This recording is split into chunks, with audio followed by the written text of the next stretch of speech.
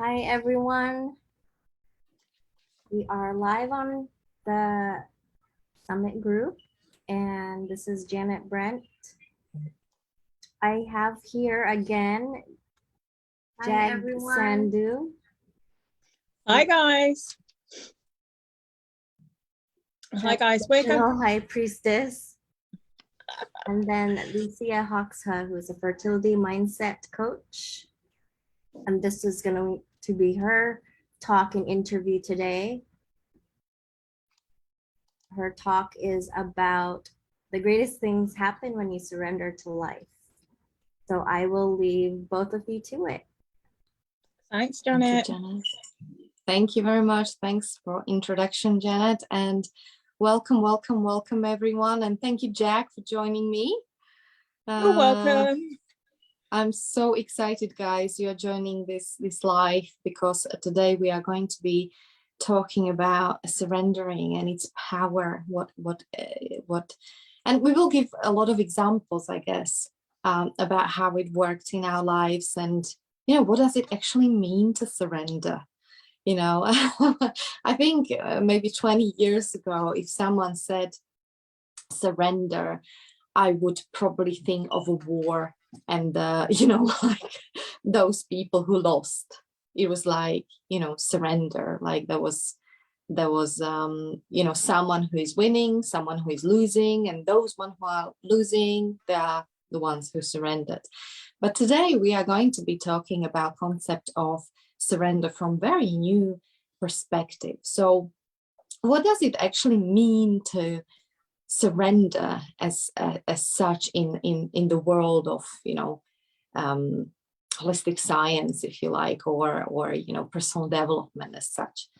Well, it is not about as I mentioned, giving it away to the enemy, or being lazy, or giving up. It is actually complete opposite. Surrender is really living inside your body and inside your heart with the kind of feeling of being at ease, with the feeling of being, having a freedom to choose, to let go about things that you don't really have a control over. And I don't know, Jack, about you, but I, in some point of my life, especially during my fertility journey, that was a huge lesson because, I used to be this girl who, go and get her, kind of like very driven. Very much a go-getter, go and get things done.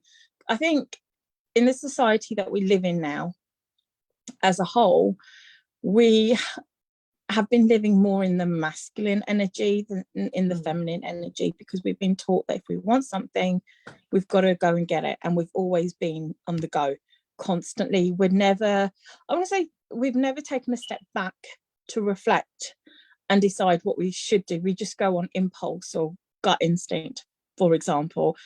And I can understand where you're coming from in the use of the word surrender.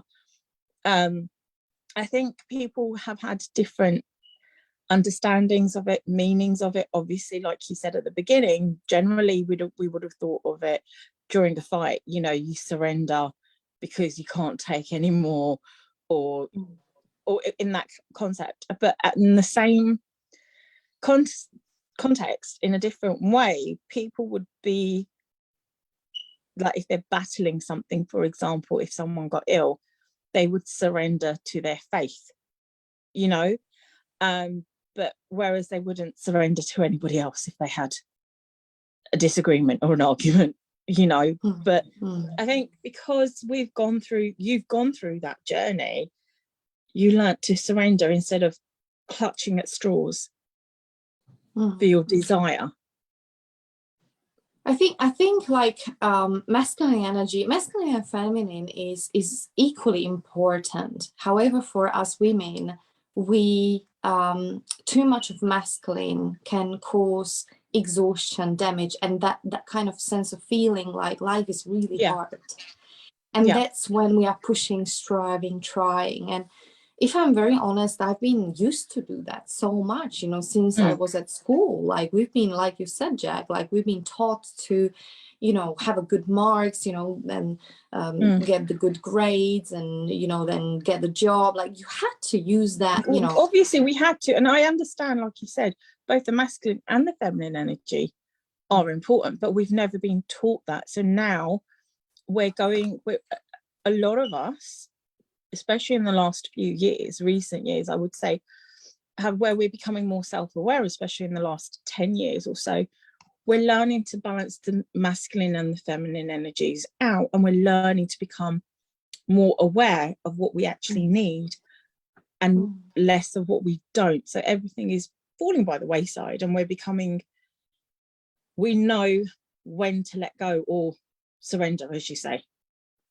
Well, we are still learning. I'm still learning. I'm still in the process of this, because like the tendency is always to go kind of, you know, it is kind of it's that learned behavior. It's that learned behavior. It is. I mean, like with you, in your story in the book, where you've talked about your fertility journey, you struggled quite a lot. And when did you get to the point where you really needed to realize that you needed to fully surrender? You know, obviously there must have been some resistance there, because I've read your story. I had to read it like several times because I found it really, really emotional, and I resonated with so much of it. But there were times where you kind of surrendered, but then you tried to take control again. And there was resistance. What did it take you to actually realize fully, or how did you realize that you really had to fully surrender? When was that aha moment? Can you talk us through that process? Because I know it took quite a while to get to that point, didn't it? It's a very good question, and you're right. Like it's surrender, or with other words, letting go, right? It's like, oh yeah, I'm letting go, but really, like I'm still holding on. You know, it was like, I'm letting go. No, I'm still at least a little bit. I need to, you know. And I guess it wasn't realization. It just came to me. And I guess it was in the moment, after 10 years of me trying for a baby, where I hit the rock bottom. And that happened after 10 years, after several miscarriages and failed IVFs. We went to for our third IVF that time in Czech Republic, and things were looking very, very good. The IVF journey is a real big roller coaster, and you know, this third IVF looked really good. I was thinking, okay, calm down, I'm moving a country. I made some big decisions about my life already, but I was still in the middle of it. And you know, and after the fertility treatment, they said to us, we've got 7 embryos and they are looking very healthy, very strong. Now you've got during the IVF, you've got like 3 to 5 day period where these embryos are developing, you know, the cells are splitting, and they are monitoring it very closely as days goes by. So those 5 days are really nerve-wracking, because every day you get a phone call. And you know, and it was going so well that I was thinking, oh, maybe we even have a 2, so God knows, maybe I will have a twins. And I started planning in my head, and I got very excited on day 5 to the hospital, and the doctor said to us, well, we are really sorry, only one of them survived, and even that one is not very strong. But we still, you know, he said we can still go ahead and we can put it in. So I said, just give me a moment. I went outside, there was this tree, I sat under the tree, and I said to myself, okay, well, apparently this embryo is not very strong, but you know, it's not perfect, but I'm not perfect. We will be a good match, you know. So I cried a little bit, but then I created a story that is going to empower me to go for the surgery where they will put the embryo in. So it all happened. And before that, to create this little embryo, what happened is that they extracted, I had another surgery where they took the egg out, And one of the million, I don't actually know about anyone who this happened to, is very easy surgery. They put you to sleep, and it's quite straightforward. But what happened to me is that I woke up after anesthesia in a huge amount of pain that was exaggerating. Everybody went home, doctors went home, and I was still there in absolute agony. Long story short, I found out I had an internal bleeding. So they were literally rescuing my life last minute. That was prior to this embryo being created. So the whole process was very, very tough. But I was thinking, okay, because I almost died in this process, surely God will give me the baby now, because who else deserves it after all this treacherous journey and all these losses after 10 years more than me, right? So I put the embryo in, and there's a 2-week waiting period, and you know, you're waiting in anticipation, you're observing your body, you're trying to figure out like whether there are any signs, like you're praying and hoping and trying to stay calm is barely impossible. And then after 2 weeks, you have a phone call, and that's when they tell you whether you're pregnant, whether it worked or not. And I said to the doctor who was going to announce me in the news, who was a new doctor, I said, be please very gentle when you tell me the news, because it's very sensitive for me. Either way, please, you know, be gentle when you say whatever you say.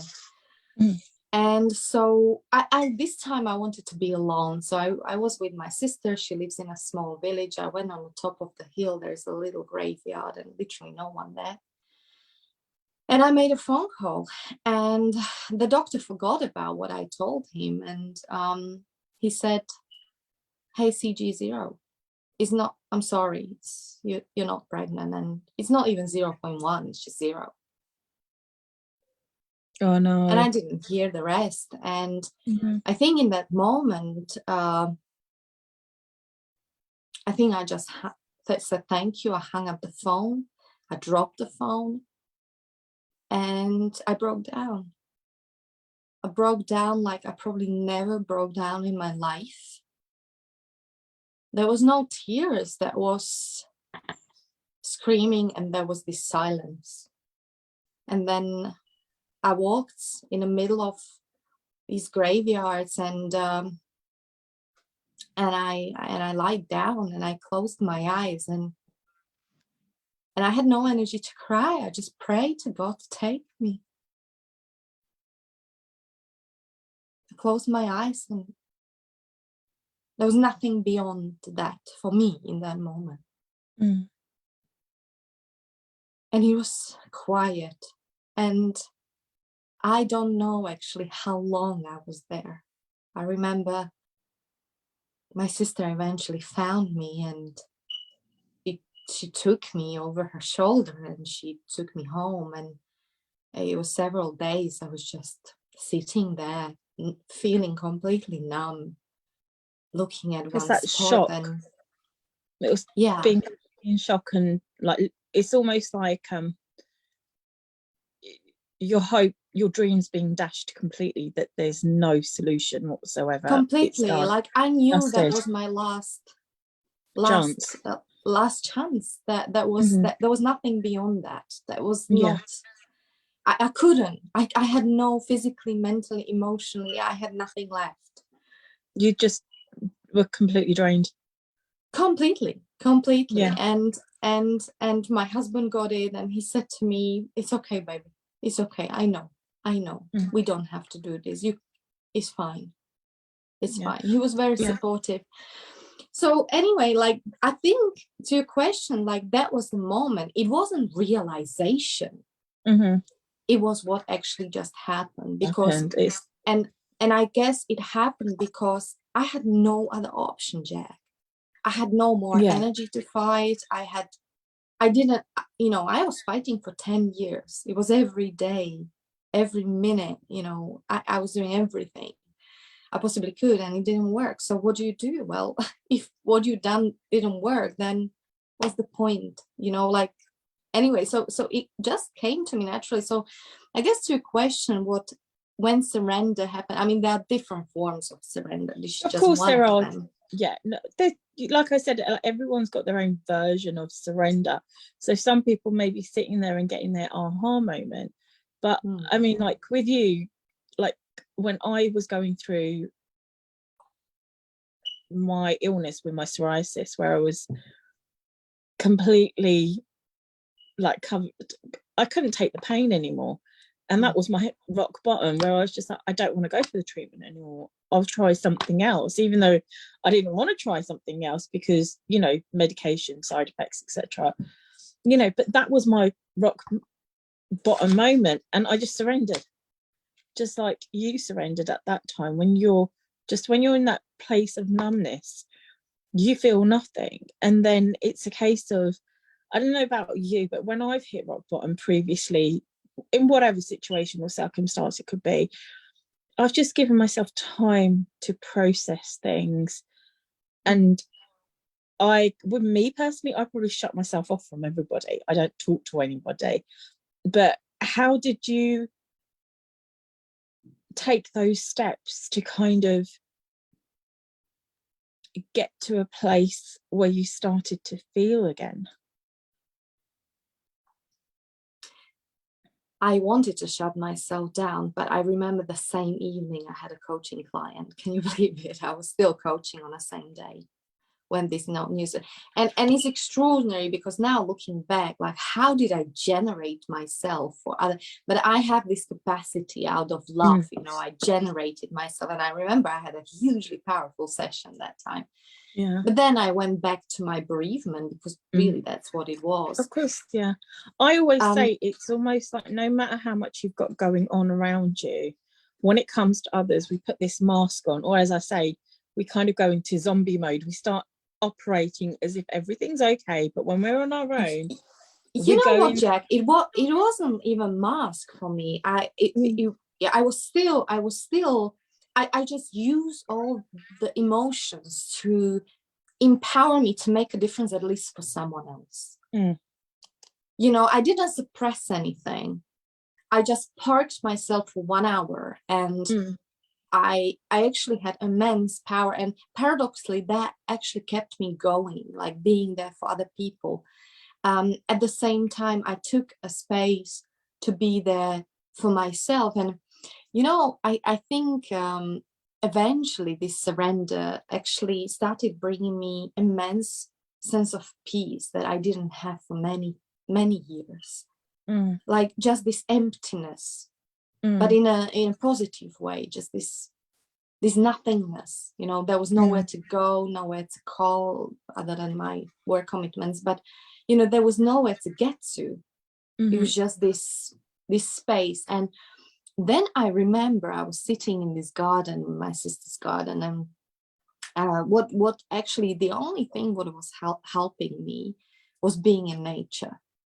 So I actively you know, spend a lot of time. I remember it was April, May, so I had a whole spring, summer ahead of me, which was brilliant.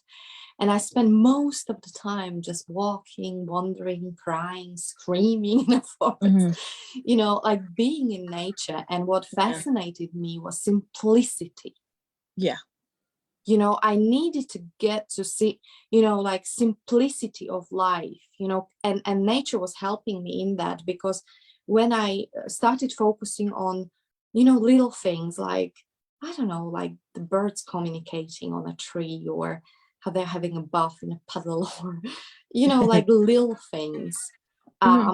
It was immensely, like, I don't know, it was fueling me. It started fueling me. It's like, and inside of that this thought came, which was a new thought out of like nothing. a rebirth. You know, I believe that was the new things can come when we create a space from this nothingness, from this, I call it empty and meaningless space. And what came to me was, do you know what? I just want to be happy. I just want to find any reason, however small, that makes me here inside. Not on the outside, not that expressive happiness, if you know what I mean. Yeah, of course. But, you know, like no, I understand. So like for me, it's like I've always found that when I've hit rock bottom, or I just am in that place of numbness, when you start connecting with nature, it's like nothing matters anymore. So it's almost like the ending of one chapter, beginning of another. So it's almost like you're personally going through this rebirth process within yourself. So it's almost like before it was your desire, your ultimate dream to become a mother. But when your hopes and dreams were shattered, it's almost like you took that time out to come home to you and get one with nature. And that kind of, to me, symbolizes a rebirth of you within yourself. Mm. And I'm actually in the process of writing a book, and the name of the book is Journey Towards Motherhood, My Spiritual Journey Home. That's exactly it. That's exactly what it was. And thanks to that, it does happen in this space of surrendering. And there is something amazing on the other side. On one side, it's scary because everything what you ever thought, what you ever held on to as a safety or some kind of, plans, future, all that, what you perceived as some kind of guiding line, is no longer there. It's just literally like the carpet has been stripped off from the bottom of your feet, and you don't know what to stand on suddenly. No, it's almost like your identity got shattered as well. I mean, the IVF journey in itself is very mentally and emotionally draining in so many ways. First of all, like, I know some of my friends personally, they've gone through the IVF process. I even went to some appointments with one of my friends for her IVF,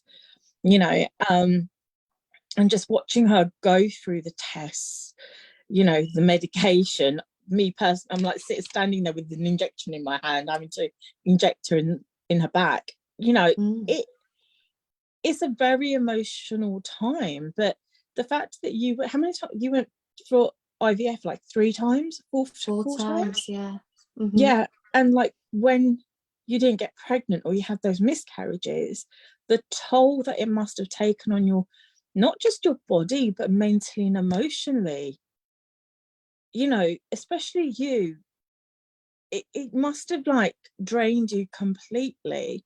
Yes, you had everybody supporting you, but at times, did you really feel lonely during that journey as well?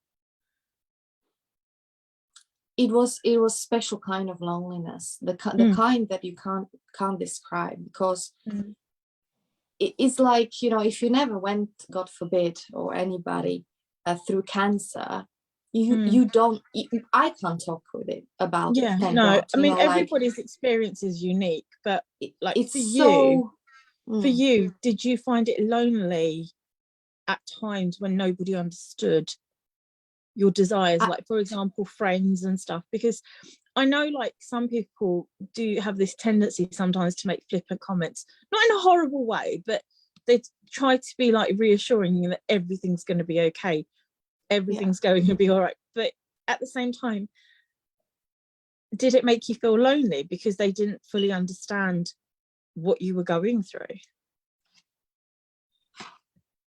I try to be very honest about this. I think I was, yes, to a certain degree, yes. And I remember I was actually speaking on one conference in Hague in front of 350 people. It was a course that I was doing. And I remember feeling a huge sense of loneliness and being misunderstood, because I mean, these been like all the leaders that has been on the course with me. It was like 1 year course. So I had friends there and they knew me. And I remember I said something like, guys, like, for amount of suffering that I'm going through, I actually don't cry that much.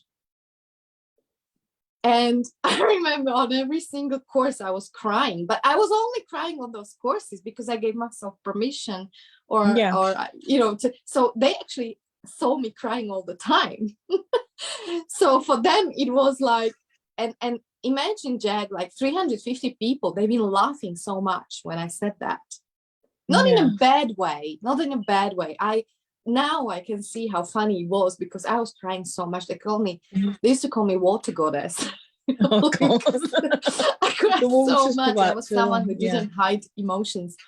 But to me, that laughter, I didn't really get it. I just felt really humiliated, and I actually walked off the stage. I left the room completely. I remember having a real breakdown and feeling like nobody really gets this. Nobody really understands. And I was crying, and now I understand, like the whole concept and how it was funny for I for mean, them. And it hindsight is a wasn't like they beautiful didn't thing. love me, they actually did. Yeah. And they supported me immensely. Yeah. But to your comment, yes, I did feel lonely, but luckily, the kind of person that I am, in one point of my journey, I started, rather than feeling like a victim of the situation, I have this in me, thank God, I always did. When real shit is happening in your life, like, I started thinking how I can not only turn it around for myself, but even if it doesn't work, I got to the point like, I want to make something out of this. I don't want this journey to be like just stupid suffering with uncertain ends that might be that or that. Yeah. Baby or not, I felt like I want to contribute. And what I felt is like, if I feel this way, a lot of people must be feeling similar way. And what I couldn't find on a social media or on the websites, on the chats, was the actual real community when people are talking about their feelings.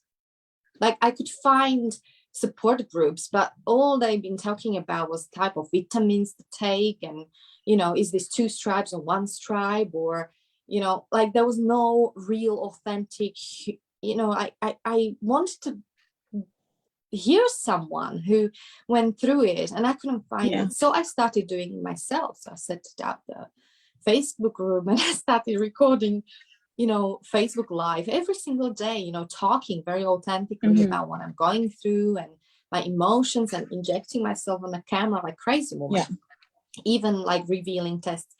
And I said to myself, I had no intention to specialize as a fertility coach. I was just coaching women for many years in that point. But surely enough, people loved it, and people wanted to know more, not just those people who've been on fertility journey themselves, but who had other kind of challenges, who they could associate with that, who loved the realness in it. And so we started growing as a group. And so I didn't feel as lonely, because actually by me contributing to others, I was receiving huge amount of support and love. So I was very lucky that way. It was very brave to do, though. No, I mean, it takes a lot for someone to share their journey. Some people are worried about the fear of judgment, but I feel it's very, very courageous for women like yourself to actually share their journey, because you just don't know who you're going to be helping along the way. And, and there are a lot more women out there than we actually realize, and men who do have fertility issues, and, who do find it hard to conceive for whatever reason. There are women in their 20s who find it hard to conceive, let alone women who are in their 30s or their 40s. So it's not something that it's not something that should be talked about. I feel like it is something that should be talked about, especially on a wider scale, because it's a personal choice if you want a child or not. Some people do want a child, but they're not able to. But the fact that you're speaking up and talking about surrendering, and fully encompassing everything, the whole journey, it's something that needs to be done more. I believe, my uncle was amazing person. I also love my family. I know you do. And he was tremendously wise. And one thing that he said very beautifully is that the best way how we can contribute to others is to reveal ourselves, reveal our story and our humanity. Because that's where we can connect, we can learn, and we can hear hear from one another. most grow. definitely. The thing is, it's like, I feel a lot of people hold back for various reasons, maybe from a place of, I don't know, maybe they feel shame or they don't feel good enough. There could be a number of reasons, but I just truly feel that the more you share your story, it's not that you're, you know, wanting to get attention for it or anything. You're not. You're just putting it out there because you just don't know how it may inspire or help someone. Because the thing is, we are in such a place now where we're constantly in a place of we've all been part of the rat race for a very long time, and we don't realize that being part of the rat race also has an impact on us mentally, emotionally and physically, because we're not being in the flow, so to speak. And that's really, really important, because if we're in the flow, then we're surrendering to what we can do, because otherwise we're too busy planning things, like planning meeting up with friends, dinners, holidays, you know, and people aren't doing things spontaneously like they used to at one point. It's like when we were younger, we could like spontaneously pick up the phone, you know, to our friends and say, let's meet up, and we'd all go for it. But nowadays, especially in the last few years, that's not the, I don't feel that is the case. I don't know how you found it. Oh, definitely. Like, I feel that, and someone said it recently, maybe Janet can say more about that. Very happy you to join, Janet, but like the planet is spinning like 20 times faster than 6 years ago. I don't know how it works, because obviously it can't be spinning 25 times faster, but some kind of movement is 25 to 20 times faster. And that's a lot, you know, like, and it goes with speed of life. We're going through this quantum leap more than anything, where things are speeding up so that we are being propelled to where we are supposed to be with our purpose. Now, it's I've read things on and off, but obviously I know that, especially in the last 2 years with COVID, time has sped up, because it's almost like, where did those 2 years go? Literally 2 years on, it just feels like we were in this whole time loop. And you know, like you said, very good thing, like, yes, of course, like certain amount of planning is necessary, and we need to plan for holidays, and you know, it won't happen itself, right? And that's okay, of course, you know.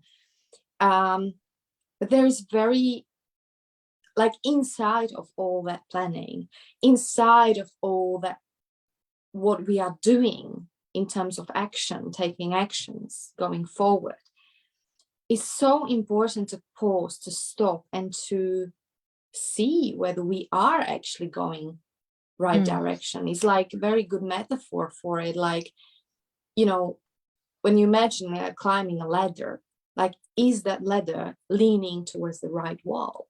Because otherwise, what happens, even if you get to the top, if that's not where you want to be, it was a big time waste, and never mind other things, right?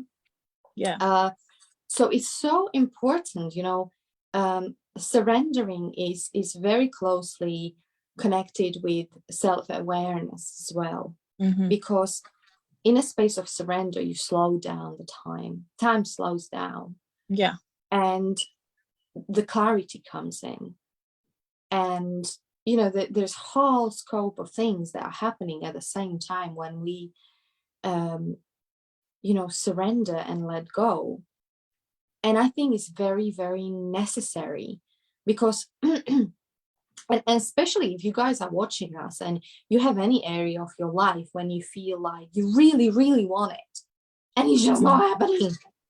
I mean, I remember instances when I used to go for job interviews. I used to be so desperate for jobs. I'd be applying left, right and centre. Sometimes it would get very, very overwhelming. I would take a step back, you know, and then start again. And then that whole loop starts. And then I just got to the point where I was just like, no, I'm done. I don't want to know.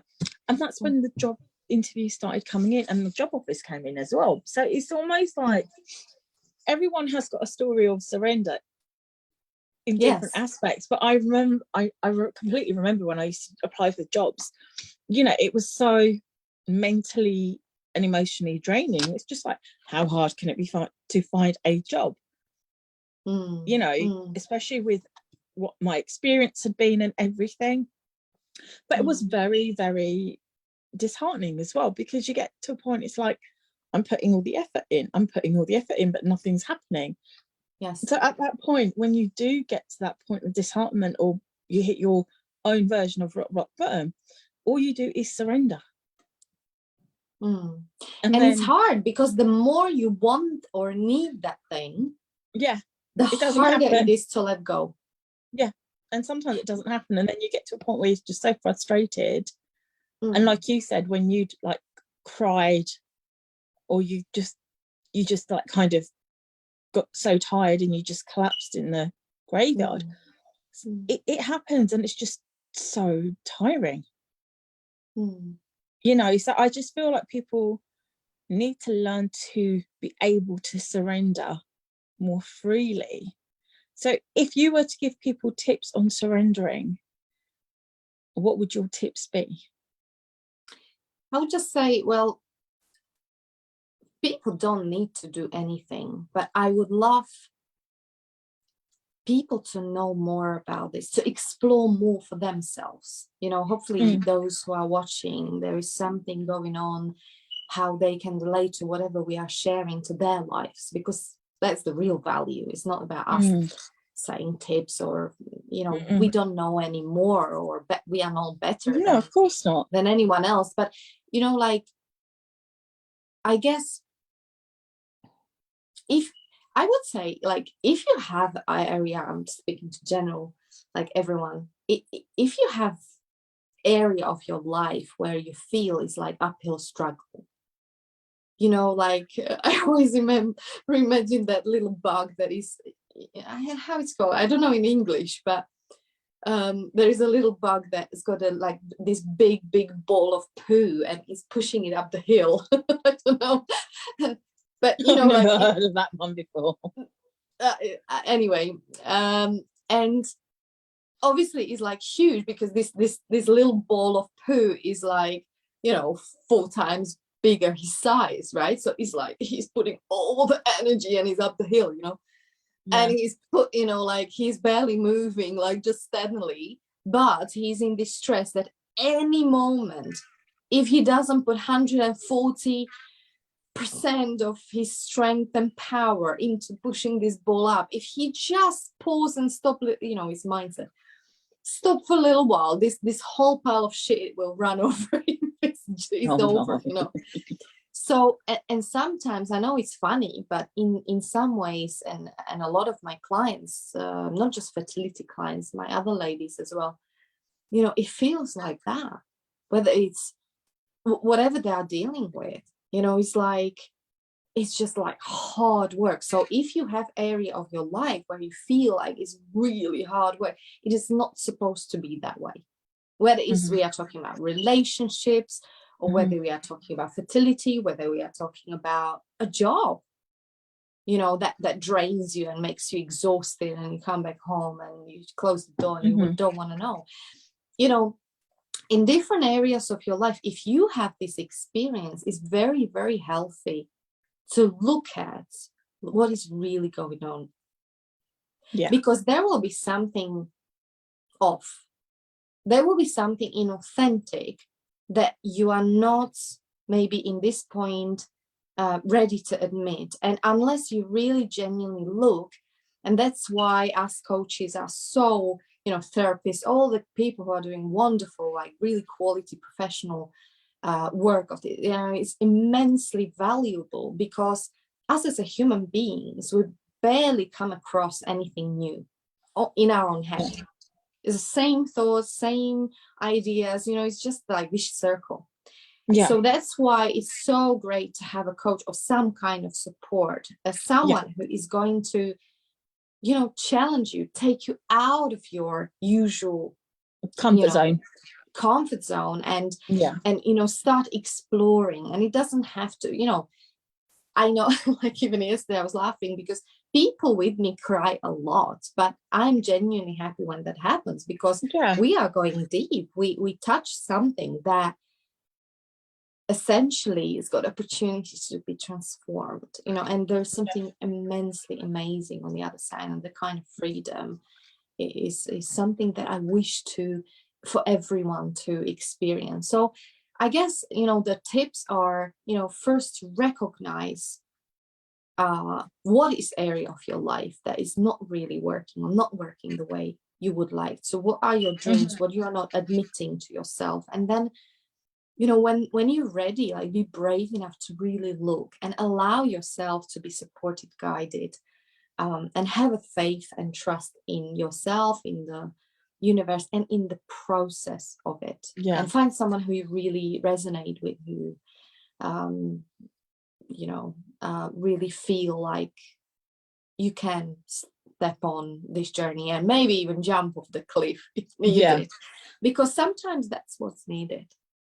Definitely. I think sometimes having someone hold space for you and try and help you look at things from a different perspective is a very big eye-opener, because most people are just like tunnel vision. They're not thinking out of the box, or they're not happy where they are, but that's all they know. So to get them out of their comfort zone, obviously there's resistance, but when you surrender, things start to flow. And surrendering, paradox is that surrendering opens up the new doors. Really there is space being opportunities created. And you can explore so much and learn so much more about yourself as well. Yeah, I mean, I used to be yoga teacher, and the way I used to teach, I was very much I experienced a lot of teachers and a lot of yoga classes, and over the years everybody was asking me, like, what kind of yoga do you teach? And I was like, I don't know anymore, because it's my you adopt and develop your own style. But what it was as wonderful as yoga is, the truth is, if you're not doing it, if you're doing it through the ego or through pushing, striving, trying, you know what I mean? Like, that's not the whole point of yoga. Exactly, it's opposite. It's about right? connecting mind, body, and soul. It's not even yoga, but a lot of people do it, and a lot of people came to my classes injured from yoga. And that's when they start developing this healthy, like, healing, gentle, loving, breathing, exhaling into the posture is pretty much surrendering on a physical level. And that's so amazing when people learn to do this on a physical level, because then it transformed into their lives. And then they used to come to my class and saying, do you know what, like, my boss gave me the same situation, same thing. He said the same thing that I couldn't stand and bear, and before it would drive me crazy, and I would fight like a dog with a bone. And now I was just standing there content, and it didn't faze me, and we even found a new solution together in partnership. And it's like things like this that are is really what I'm trying to say is that state of surrendering is immensely powerful. It is, and definitely, but it creates the space. It creates that space, but also it gives you that opportunity to explore things and see things from a different perception completely. And I do believe, Jad, that in this space, miracles happen. Definitely, like, a big believer in miracles. Definitely a big believer in miracles. Miracles appear when you least expect them. When you surrender, what is meant for you will come to you. It's like, I don't know if I'm sure you've come across that image where there's a little girl and that teddy bear is being taken away from her, but with I think it's the image of Jesus or someone else, but maybe something better is on the other side with a bigger teddy bear. And it's very symbolic of that, because we just don't know. It's like we get so focused on what we want, we forget maybe that there's something better there for us. Absolutely. Like we are, and attachment is big pitfall, isn't it? Yeah. And that's so hard not to be attached when it's one thing that you want the most in the world, and you cannot even imagine your life without it, like baby, for example. Exactly, yeah. So attachment is huge, but what happens with attachment is that it actually suffocates the possibility of that happening. Completely. I mean, I think because we're like, so we have certain expectations, and it comes again to that attachment of expectations, and if those expectations aren't met, we're then disappointed. And when you give without expectations, you get so much more back in a much more beautiful way. And that's the way we all have to learn to be, even though it is difficult. I'm not going to say it isn't. It is difficult, but we're human beings at the end of the day. So and do you know, like I'm still learning to say, well, you know, nobody needs to do anything, or we don't have to, or people don't have to, you know. A lot of people are not ready, Jack, and that's okay, you know. I mean, you and I, we wish, and I think it's happening anyway, more and more people to be ready to get on this journey, to hop on this journey. And I think people are pretty tired. Like, I mean, I'm coming across more and more people who are already on a journey of some sort, you know, like spiritual, you know, personal development journey. And those who are not yet, they're still almost like on a verge of it, because they realize whatever they are doing, there is something substantial missing in their life. They might not be able to put a finger on it, like to put a name on it. There is something fundamentally but they definitely missing in do feel that resistance. They do definitely feel that resistance. But I feel like everyone, and like people like start using the words woke, people are becoming more woke or becoming more awake, but this is just a process. And the thing is, the journey, it's not all a bed of roses.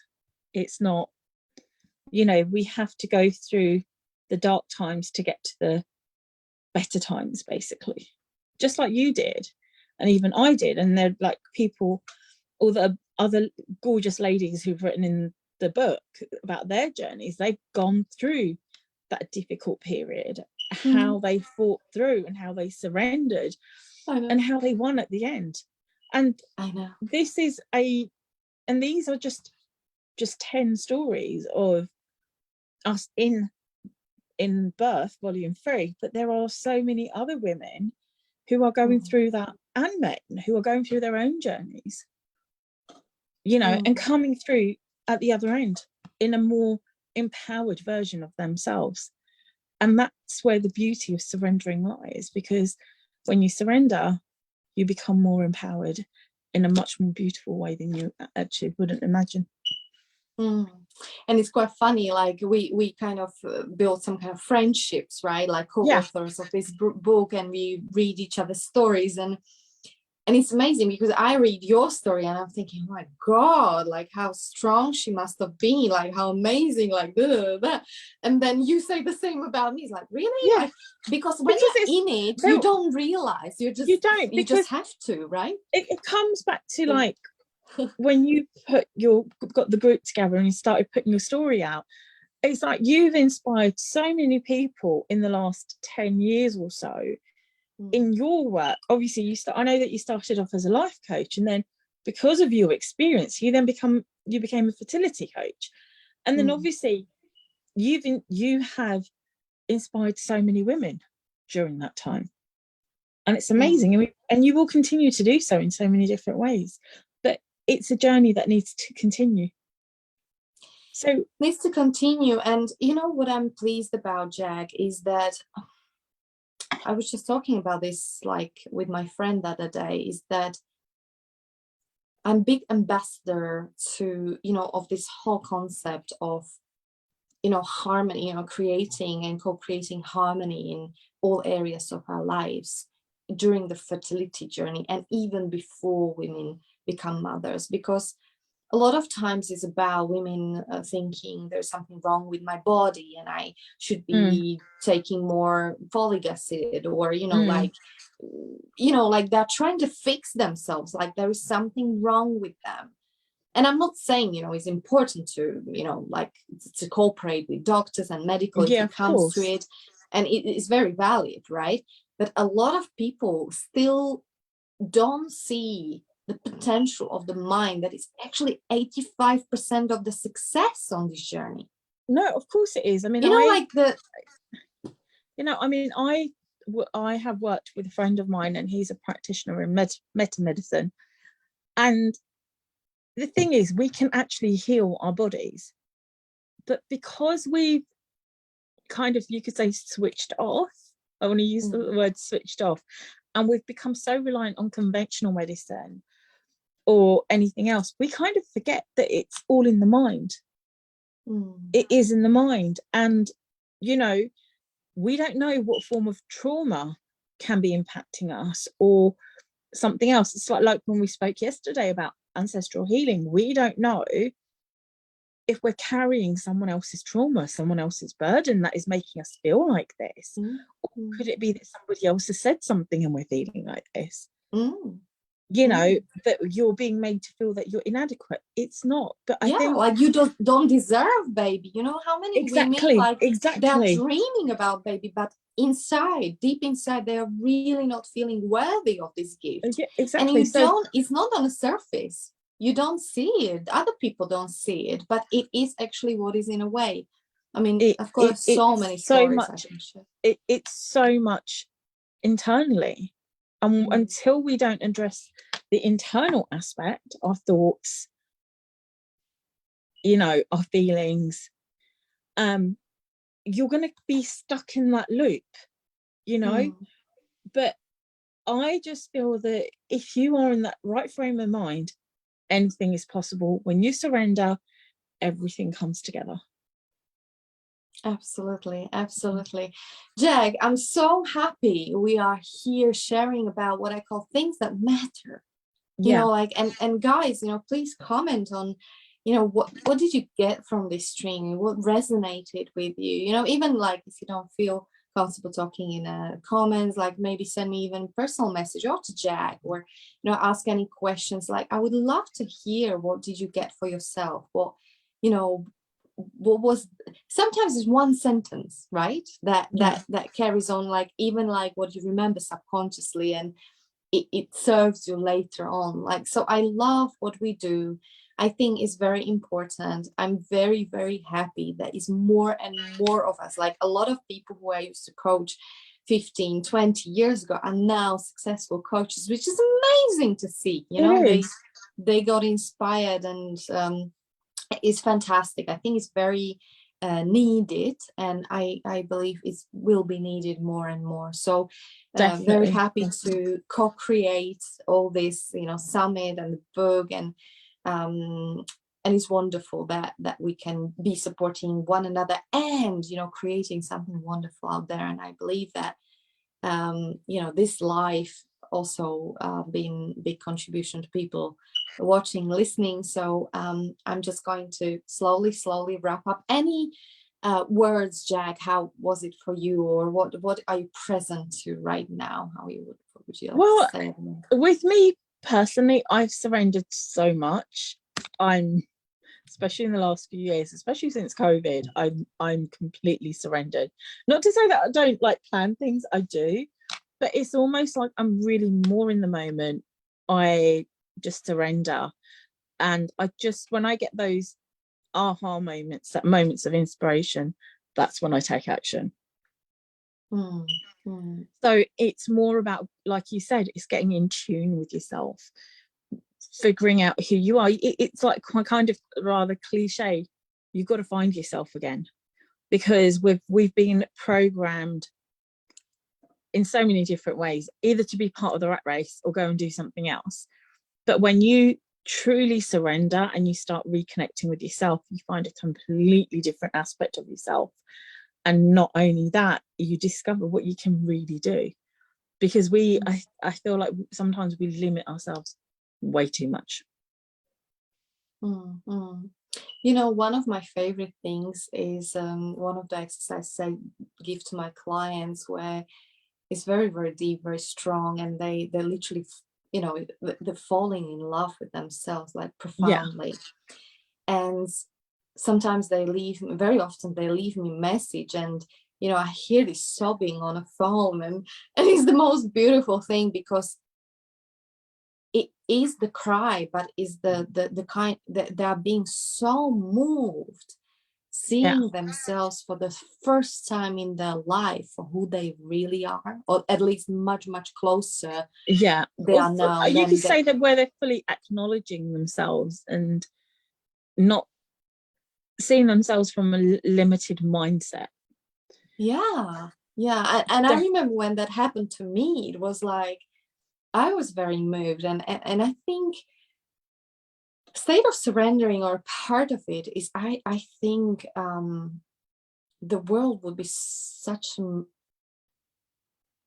much more beautiful place if we all experience, I guess, two things. You know, one is falling in love with ourselves, like Yeah, that comes profoundly, first. unconditionally, like Yeah. Like truly, you know, truly, truly, deeply.